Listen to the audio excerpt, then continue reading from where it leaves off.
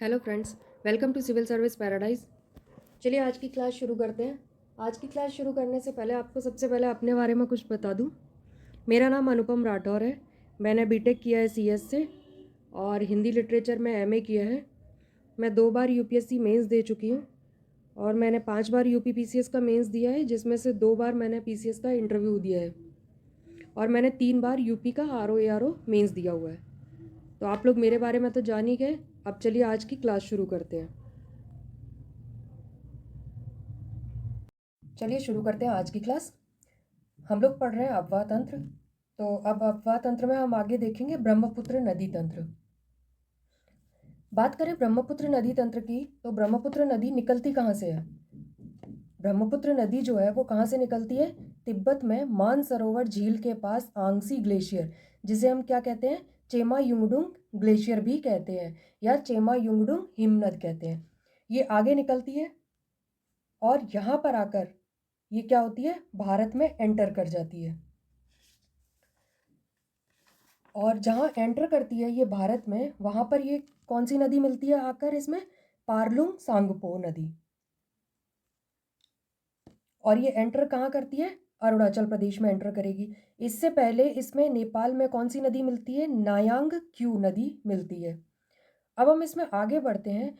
आगे ये आती है सिक्यांग के नाम से आगे बढ़ती आएगी। इसके बाद असम में, ये देखिए असम में क्या है, पासीघाट के पास। यहाँ पर इसमें कौन कौन सी नदी मिलेगी आकर? दिबांग मिलती है, लोहित मिलती है, बूढ़ी दिहिंग दिहिंग मिलेगी और माजुली द्वीप बनता है इन्हीं के बीच में। ये और ये कहाँ बनेगा माजुली द्वीप? पासीघाट के पास में। यहीं पर इसमें एक दिहांग नदी और मिलेगी आकर। इसके बाद हम आगे बढ़ेंगे तो स्वर्णश्री नदी मिलेगी आकर इसमें। फिर और थोड़ा आगे बढ़ेंगे तो रंगा नदी मिलेगी। इधर से मिलेगी इसमें धनश्री नदी। फिर आगे बढ़ते हैं तो आ जाएगा जिया भरेली, या इसको हम क्या कहते हैं, कामेंग नदी भी कहते हैं। जिया भरेली को क्या कहते हैं? कामेंग नदी भी कहते हैं। इसके बाद और हम आगे बढ़ते हैं तो कापिली नदी मिलेगी इसमें आके। ये सारे नाम आप याद रखिएगा और दाएं से कौन सी मिल रही है, बाएं से कौन सी मिल रही है, इस पे भी नज़र रखिएगा। क्योंकि कभी कभी क्या होता है कि एग्जाम में पूछ लेते हैं कि दाएं की सहायक नदी कौन सी है ब्रह्मपुत्र की, या फिर बाएं से सहायक नदी कौन सी है ब्रह्मपुत्र की। तो देखिए इसमें जब हम आगे बढ़ेंगे तो कौन सी नदी मिल रही है? पुथिमारी। फिर आगे आता है यहीं पर पुथिमारी से पहले ब्रह्मपुत्र के किनारे कौन सा शहर है? गुवाहाटी है। इसके बाद आगे आ जाइए तो मानस मिलेगी। फिर आगे हम बढ़ेंगे तो तिपकई मिलेगी।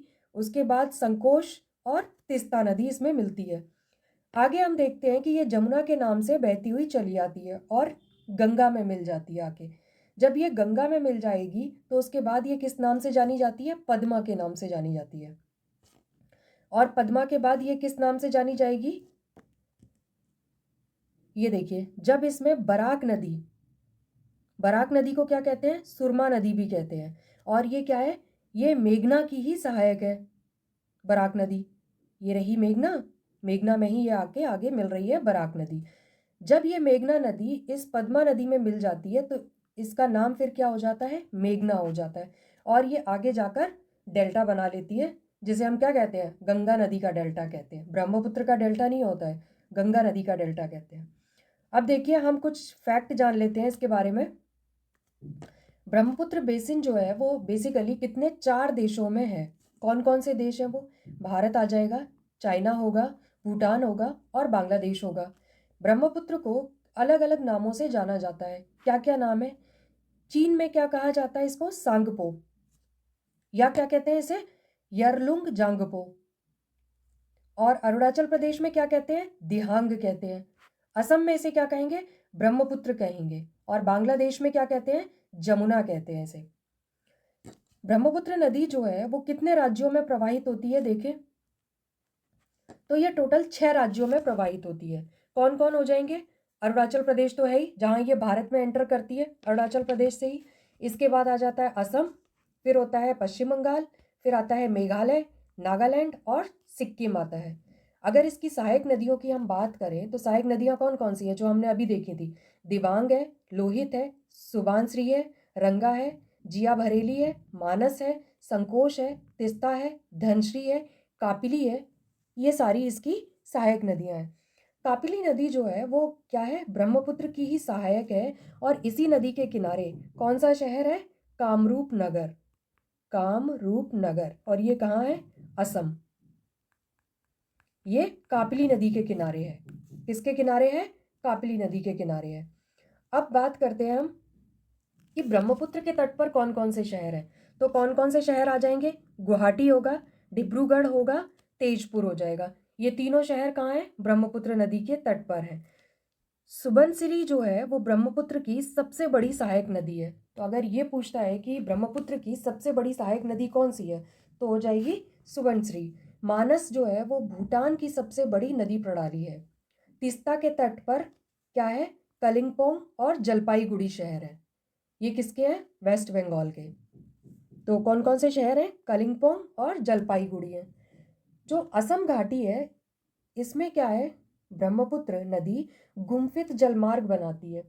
असम घाटी में ये क्या करती है, गुम्फित जलमार्ग का मतलब होता है बहुत घुमा हुआ। जैसे यहाँ हमने देखा ऐसे आके फिर ऐसे ऐसे बहती है ये, ठीक है। तो बहुत ज़्यादा घुमावदार मार्ग में बहती है ये, जिससे क्या होता है कि असम में इसमें नदी द्वीप बन जाते हैं। जैसे हम जानते हैं कि सबसे बड़ा नदी द्वीप कौन सा है असम में, माजुली, ठीक है, ये नदी द्वीप है। अब हम चलते हैं आगे। अब देखेंगे हम प्रायद्वीपीय नदियाँ। प्रायद्वीपीय नदियाँ क्या क्या हैं, पहले तो बात करते हैं। प्रायद्वीपीय नदियाँ जो होती हैं इन्हें हम दो भागों में डिवाइड करके देखते हैं। कौन कौन सी आ जाएंगी प्रायद्वीपीय नदियाँ, एक बंगाल की खाड़ी में गिरने वाली नदी होंगी, और दूसरी कौन सी है, अरब सागर में गिरने वाली। मतलब ये रहा इंडिया, तो ये अरब सागर में गिरने वाली नदियाँ, और ये इधर की तरफ बंगाल की खाड़ी में गिरने वाली नदियाँ। तो हम सबसे पहले बात करेंगे अरब सागर में गिरने वाली नदियों की। ऊपर से स्टार्ट करेंगे हम, गुजरात की तरफ से, और नीचे तक केरल तक हम ले जाएंगे कि कौन कौन सी नदी हैं। यहीं पे हम देखेंगे कि वो नदी कहाँ से निकलती है, ठीक है। तो चलिए शुरुआत करते हैं हम लूनी नदी से। तो लूनी नदी कहाँ से निकली है, आप एक रफली डायग्राम बना लीजिए, क्योंकि इतने सारे मैप रखेंगे ना तो आप ही कंफ्यूज रहेंगे फिर किस मैप को कहाँ अटैच करें। तो इससे बेटर है कि अपनी कॉपी में ही रफली मैप बनाइए और उसी में डायग्राम बना दीजिए। या तो फिर ऐसा करिए कि हर मैप को काटिए और फिर चिपका लीजिए पेजेस पे, ठीक है, उसमें भी बहुत टाइम है। तो इससे बेटर है 2 मिनट का काम है, आप पेन से खींचिए और उसे बना डालिए फटाफट से। तो चलिए शुरू करते हैं। हम कौन सी नदियाँ पढ़ रहे हैं, अरब सागर में गिरने वाली नदियाँ। तो बात करते हैं लूनी नदी की। लूनी नदी ये रही, ये निकलती कहाँ से है, नाग पहाड़ अरावली से निकलती है। तो कहाँ से निकलती है ये, नाग पहाड़ अरावली से निकलती है। और ये कहाँ है, यहीं गुजरात में ही ये समा जाती है, ठीक है। किसी भी सागर में या कहीं जाकर नहीं गिरती है ये, ठीक है, ये रेगिस्तान में ही समा जाती है। तो ये हो गई बात लूनी नदी की। अब हम देखते हैं दूसरी नदी कौन सी आती है। लूनी की ही एक देख लीजिए, जवई, इसकी सहायक नदी है लूनी की। नेक्स्ट दूसरी नदी आती है साबरमती नदी। साबरमती नदी कहाँ से निकलती है, ये देखिए इसका एरो बना हुआ है, जय समुद्र झील, और ये कहाँ है, ये भी अरावली में ही है। और ये इधर आकर खंबात की खाड़ी में गिर जाती है। तो हमने अभी देख ली दो नदियाँ, एक लूनी नदी और एक साबरमती। साबरमती कहाँ से निकलती है, जयसमंद झील से, और लूनी नदी कहाँ से निकलती है, नाग पहाड़। दोनों ही कहाँ है, अरावली क्षेत्र पे ही है। चलिए अब बात करते हैं आगे माही नदी की। जो माही नदी है वो ये रही आपकी माही नदी, ठीक है। अब माही नदी कहाँ से निकलती है ये इतना इंपॉर्टेंट नहीं है, इसकी सहायक दो नदियाँ याद रखिएगा, जाखम और सोम। ये किसकी सहायक नदियाँ हैं, माही नदी की है। और माही नदी कहाँ गिरेगी, ये भी आकर खंबात की खाड़ी में ही गिर जाती है। अब सबसे बड़ी जो अरब सागर में गिरने वाली नदियां हैं उनमें हम बात करें तो सबसे बड़ी नदी कौन सी हो जाएगी, नर्मदा होगी। नर्मदा कहाँ से निकलती है, मैकाल पर्वत की अमरकंटक चोटी से निकलती है। और जो नर्मदा नदी है ये विंध्य पर्वत और सतपुड़ा पर्वत इन दोनों के बीच में बहती है। नर्मदा के बारे में हम डिटेल से पढ़ेंगे क्योंकि ये एक इम्पॉर्टेंट नदी है इस तरफ की।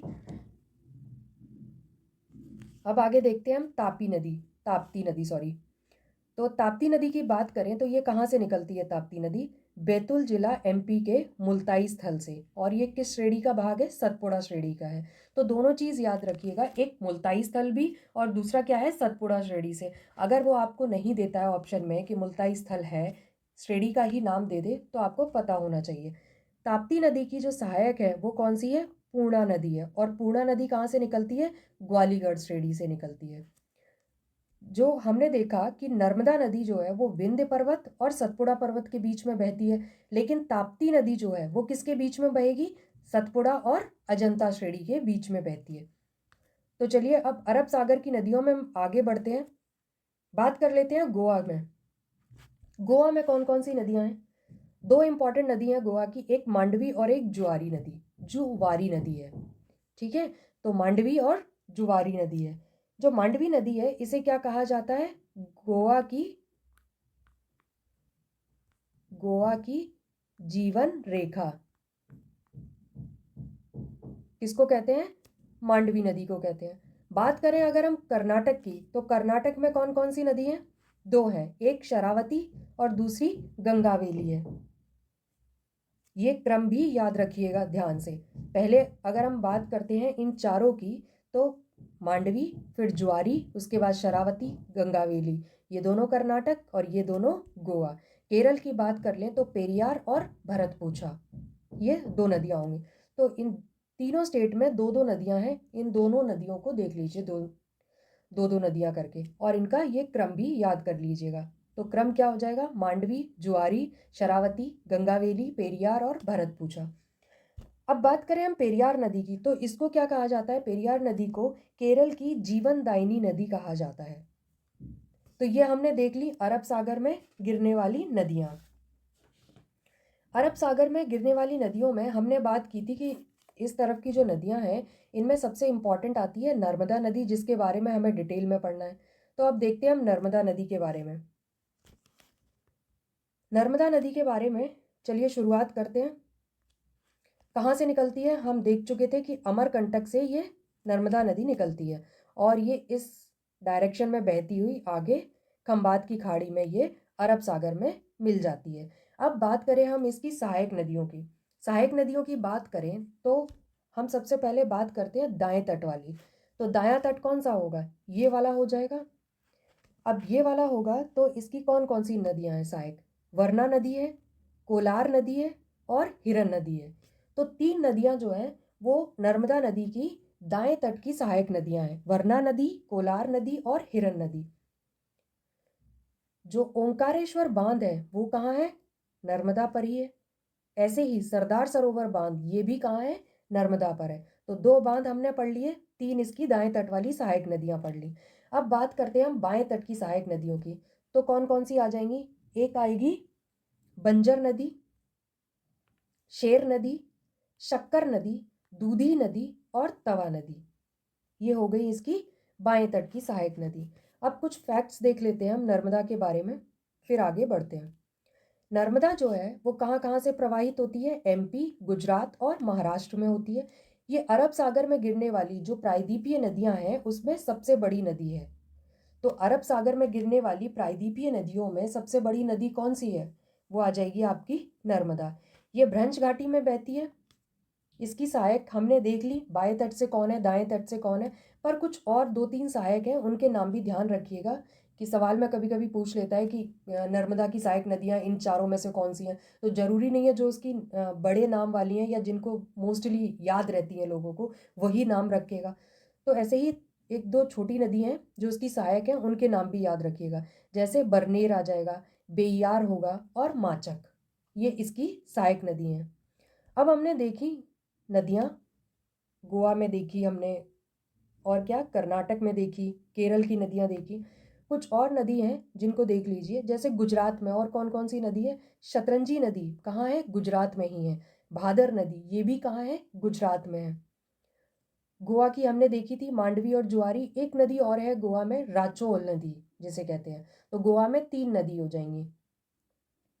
कर्नाटक की बात करें तो काली नदी, शरावती नदी और नेत्रवती नदी।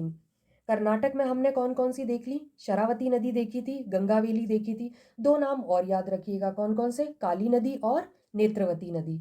इसके बाद आता है केरल में। केरल में हमने पेरियार देखी थी और भरतपुषा देखी थी, उनका क्रम यही है, बस एक दो एक्स्ट्रा जो नदी हैं उनके नाम ध्यान रखिएगा कि ये किस स्टेट में है। और आती है एक पाम्बा नदी, ये भी कहाँ है, आपकी केरल में है। तो ये तो हमने पढ़ा किसके बारे में, नर्मदा नदी के बारे में। अब हम देखते हैं बंगाल की खाड़ी में गिरने वाली नदियाँ। बंगाल की खाड़ी में गिरने वाली जो नदियाँ हैं उनमें बहुत सारी नदियाँ हैं जिनको हमें डिटेल से पढ़ना है। तो एक बार रफली डायग्राम में देख लीजिए, आप भी इसे ऐसे ही फटाफट बना लीजिए। एक रफली इंडिया का मैप बनाइए और उसमें फटाफट से नदियाँ, उनकी डायरेक्शन दिखा दीजिए। तो चलिए शुरुआत करते हैं। ये कौन सी है, बंगाल की खाड़ी में गिरने वाली। हमने देखा गंगा के बारे में हम पढ़ चुके हैं कि गंगा यहाँ मिलती है, इसमें आगे आ जाती है ब्रह्मपुत्र। गंगा जब ब्रह्मपुत्र मिलती है गंगा में, तो उससे पहले गंगा की एक वितरणिका निकलती है हुगली के नाम से, ये आगे आ जाती है, तो इसको तो छोड़ दीजिए। अब आते हैं हुगली की सहायक कौन सी थी, हमने देखा था दामोदर नदी थी हुगली की सहायक। और ये कहाँ से निकलती है, छोटा नागपुर के पठार से निकलती है। और छोटा नागपुर के पठार से ही कौन सी नदी निकलती है, स्वर्ण रेखा नदी निकलती है। इसके आगे हम बात करते हैं बैतरणी नदी। ये कहाँ से निकलती है, उड़ीसा के क्योंझौर पठार से, ये एरो करके दिया हुआ है, ठीक है। तो बैतरणी नदी कहाँ से निकलती है, उड़ीसा के क्योंझौर पठार से। फिर आगे हम बात करते हैं ब्राह्मणी नदी। ब्राह्मणी नदी जो है वो दो नदियों से मिलकर बनी है, एक सांख और एक कोयल नदी। इसके बाद आगे बढ़ेंगे तो हम देखेंगे कि महानदी है। महानदी कहाँ से निकलती है, सिहावा अमरकंटक से निकलती है। फिर आगे बढ़ते हैं तो आ जाती है गोदावरी नदी आपकी। गोदावरी नदी कहाँ से निकलती है, नासिक के त्र्यंबक पर्वत से निकलती है। इसके बाद आगे चलिए तो कृष्णा नदी होगी। कृष्णा नदी कहाँ से निकलती है, महाबलेश्वर से निकलती है। अब हम इसमें आगे बढ़ेंगे और दक्षिण की तरफ, तो कौन सी नदी आएगी, पेन्नार नदी होगी। पेन्नार और क्या है, पलार। पेन्नार नदी जो है वो कहाँ से निकलती है, नंदीदुर्ग पहाड़ कर्नाटक से निकलती है। केएन का मतलब कर्नाटक है। इसके बाद पलार है। पलार कहाँ से निकलती है, कोलार कर्नाटक से निकलती है। आगे जब हम बात करते हैं तो आती है कावेरी नदी। कावेरी नदी कहाँ से निकलती है, ब्रह्मगिरी पहाड़ी, ये भी कर्नाटक से निकलती है। फिर आती है वेगई नदी और ताम्रपर्णी नदी। वेगई नदी की बात करें तो कहाँ से निकलती है, वरशनाद पहाड़ी तमिलनाडु से। और ताम्रपर्णी अगस्तमलाई चोटी, ये भी तमिलनाडु से। तो ये हमने देख लिया कि बंगाल की खाड़ी में गिरने वाली नदियाँ कौन कौन सी हैं और वो कहाँ कहाँ से निकलती हैं। अब हम इनके बारे में डिटेल से पढ़ेंगे एक एक करके और उनकी सारी सहायक नदियाँ देखेंगे। तो चलिए आगे चलते हैं। सबसे पहले हम बात करते हैं महानदी की। अगर हम बात करें महानदी की,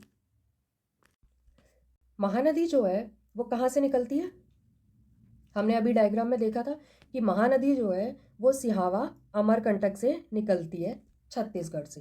ठीक, अब हम इसे ऊपर बढ़ते जाएंगे और एक एक करके इसकी सहायक नदी देखेंगे। ठीक, तो ये रही आपकी महानदी। ओके, सबसे पहले इसकी सहायक नदी है दूध नदी। इसके बाद देख लीजिए इसकी दाएं तट वाली नदियां कौन कौन सी हैं, सिलियारी नदी है, फिर सोंडूर नदी है, पेरी नदी है, सूखा नदी है, जोंक नदी है। जोंक नदी के बराबर पे ही आती है शिवनाथ नदी। ये हो गई महानदी की सहायक नदियां। अब आगे बढ़ते हैं हम, आगे देखिए हसदेव नदी, बोरई नदी, मांड नदी, कौन सी हो जाएगी आपकी, मांड नदी, केलो नदी, ईब नदी। और मांड नदी के बराबर पर ही कौन सी है इसकी सहायक, लात नदी। और ईब नदी के बराबर पे तेल नदी है। और ये डेल्टा कहाँ बनाती है, उड़ीसा के कटक के निकट बनाती है ये डेल्टा। तो ये हमने देखा इसकी सहायक नदियाँ कौन कौन सी हैं, कौन कौन सी हो गई, दूध नदी हो गई, शिवनाथ नदी हो गई, हसदेव नदी हो गई, बोरई नदी हो गई, मांड नदी हुई, केलो नदी और ईब नदी। ये तो हो गई इसकी बाएं तट वाली। अब बात करें दाएं तट वाली तो कौन सी हो जाएंगी, सिलियारी नदी होगी, सोंडूर नदी होगी, पेरी नदी, सूखी नदी, सॉरी सूखी नहीं सूखा नदी है, जोंक नदी है, लात नदी है और तेल नदी है। इसके बाद आगे देखते हैं इसमें कोई खास इंपॉर्टेंट नहीं है, आप सहायक नदियाँ याद रखिए महानदी की। जो इम्पॉर्टेंट चीज़ है वो देख लीजिए कि शहर कौन कौन से इसके किनारे पर हैं। कांकेर, संबलपुर और कटक, ये किस नदी के किनारे हैं? महानदी के किनारे हैं। अब चलिए आगे हम बात करते हैं गोदावरी नदी के बारे में। गोदावरी नदी की अगर हम बात करें तो चलिए शुरुआत करते हैं। कहाँ से निकलती है ये गोदावरी नदी? ये निकलती है त्र्यंबकेश्वर पर्वत नासिक से और मछलीपट्टनम आंध्र प्रदेश के पास अपना डेल्टा बना लेती है। अब हम देखेंगे कि इसकी सहायक नदियाँ कौन कौन सी हैं। सहायक नदियाँ जैसे हम अभी तक पढ़ते आ रहे हैं वैसे ही पढ़ेंगे, दाएं तट वाली और बाएं तट वाली। बात करते हैं बाएं तट की, तो कौन कौन सी आ जाएंगी इसकी सहायक? दूधना नदी इसकी डायरेक्ट सहायक है। पूर्णा नदी भी गोदावरी की सहायक ही है, पर यह डायरेक्ट नहीं है। ये पूर्णा नदी पहले दूधना में मिलती है और दूधना आकर फिर किसमें? गोदावरी नदी में मिलती है। अब आगे चलिए, तो कौन सी आ जाएगी आपकी? वेनगंगा। वेनगंगा को हम क्या कहते हैं? प्राणहिता भी कहते हैं। वेनगंगा को प्राणहिता भी कहा जाता है। निकलती कहाँ से है ये? मैकाल पर्वत से निकलती है। वेनगंगा की सहायक जो है वो पेनगंगा है और पेनगंगा की सहायक वर्धा नदी है। तो ये वर्धा नदी, पेनगंगा, वेनगंगा या फिर प्राणहिता, ये किसकी सहायक हो गई? गोदावरी की सहायक हो गई। आगे बात करते हैं, इंद्रावती नदी आती है, इसमें मिलती है। फिर है सिलेरू नदी। सिलेरू नदी की सहायक है सावरी नदी। तो गोदावरी की और कौन सी सहायक हो गई? सिलेरू और सावरी नदी। तो ये तो हो गई गोदावरी नदी की बाएं तट से मिलने वाली सहायक नदियाँ। अब हम देखेंगे दाएं तट वाली। दाएं तट की बात करें तो कौन कौन सी सहायक होंगी? प्रवरा नदी हो जाएगी, मंजीरा नदी होगी और किन्नरसानी होगी। मंजीरा नदी पर ही निजाम सागर बांध है। मंजीरा नदी किसकी सहायक है? गोदावरी की सहायक है। अब देखते हैं इसके बारे में, हम कुछ फैक्ट्स देख लेते हैं। पहले तो ये प्रायद्वीपीय भारत की सबसे लंबी नदी है। जो नर्मदा थी वो प्रायद्वीपीय भारत की अरब सागर में गिरने वाली नदियों में सबसे लंबी थी। लेकिन अगर हम टोटल प्रायद्वीपीय नदियों की बात करें तो उनमें सबसे लंबी नदी कौन सी होगी? वो गोदावरी हो जाएगी। इसका जो जलग्रहण क्षेत्र है वो 7 राज्यों और एक केंद्र शासित प्रदेश में है। कौन कौन से 7 राज्य हैं? महाराष्ट्र है, तेलंगाना है, आंध्र प्रदेश है, पांडिचेरी एक केंद्र शासित प्रदेश हो गया, छत्तीसगढ़, एमपी, उड़ीसा और कर्नाटक आ जाएगा। इसकी आयु, आकार और लंबाई की वजह से इसे क्या कहा जाता है? बूढ़ी गंगा या दक्षिण की गंगा या इसे वृहद गंगा की संज्ञा दी जाती है। तो ये तो हमने पढ़ा किसके बारे में? गोदावरी नदी के बारे में। चलिए आगे चलते हैं। अब हम पढ़ेंगे कृष्णा नदी तंत्र के बारे में। तो कृष्णा नदी तंत्र की बात करें तो कहाँ से निकलती है कृष्णा नदी? कृष्णा नदी जो निकलेगी वो निकलती है महाबलेश्वर, महाराष्ट्र से। ये रही आपकी कृष्णा नदी। ठीक, अब हम इसकी देख लेते हैं सहायक नदियाँ कौन कौन सी हैं। सेम वैसे ही देखेंगे, बाएं तट वाली और दाएं तट वाली। तो बात करते हैं हम कौन से? बाएं तट की। बाएं तट में देखें तो यरला नदी होगी इसकी सहायक। इसके बाद आ जाती है भीमा नदी होगी, डिंडी नदी होगी, फिर है मूसी नदी इसकी सहायक है, पलेरू नदी कृष्णा की ही सहायक है और मनेरू नदी भी कृष्णा की सहायक है। अब हम देखते हैं कि नागार्जुन सागर बांध जो है वो कहाँ है? वो कृष्णा नदी पर ही है। कहाँ पर है? कृष्णा नदी पर ही है। तो आगे देखते हैं अब इसकी सहायक कौन कौन सी हैं।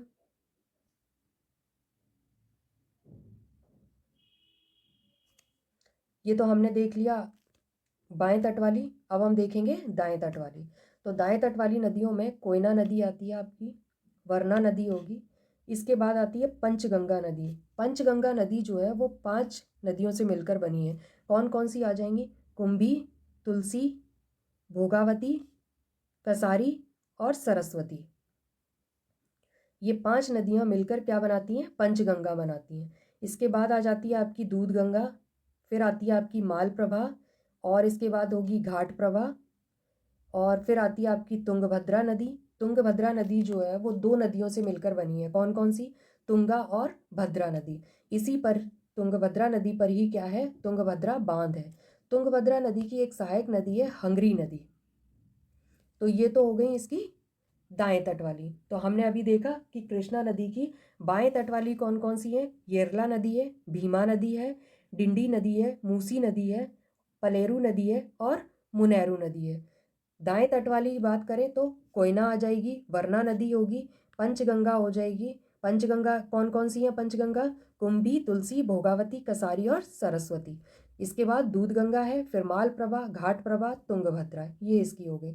अब हम देखते हैं कुछ फैक्ट देख लेते हैं इसके बारे में। सतारा और विजयवाड़ा ये कृष्णा नदी के किनारे हैं। और ये क्या है, जो कृष्णा नदी है वो प्रायद्वीपीय भारत की दूसरी सबसे बड़ी और लंबी नदी है। तो ये तो हो गया आपका कृष्णा नदी के बारे में। अब हम बात करते हैं कावेरी नदी के बारे में। नेक्स्ट कावेरी नदी देख लीजिए। कावेरी नदी की बात करें तो कावेरी नदी कहाँ से निकलती है, कावेरी नदी निकलेगी ब्रह्मगिरी पहाड़ी, कुर्ग, कर्नाटक से। और ये इस डायरेक्शन में बहती हुई आगे कहाँ पर, कराईकल, तमिलनाडु में ये अपना डेल्टा बना लेती है। बात करें इसकी सहायक नदियों की तो कौन कौन सी आ जाएंगी, फिर वैसे ही हम देखेंगे बाएं तट वाली।